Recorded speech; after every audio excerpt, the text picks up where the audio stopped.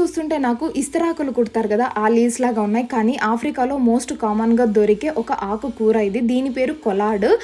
Africa లాంగ్వేజ్లో సుకుమా అని అంటారు. బట్ ఇండియాలో దొరుకుతుందో లేదో తెలీదు. కానీ ఆఫ్రికాలో ఉన్న వాళ్ళు మాత్రం ఖచ్చితంగా దొరుకుతుంది. తెచ్చి ఒకసారి చేసుకొని ట్రై చేయండి. ఎందుకంటే పాలకూరలో కంటే డబల్ కాల్షియం ఈ ఆకుకూరలో ఉంటుంది. దీని బెనిఫిట్స్ అన్నీ కూడా నేను స్క్రీన్ మీద మెన్షన్ చేసి ఉంటాను. నాలాగా ఇలా ప్యాన్లో కాకుండా ఆకుకూర కట్ చేసుకున్న తర్వాత కుక్కర్లోకి వేసి 3-4 విజిల్స్ వచ్చేదాకా ఉంచండి.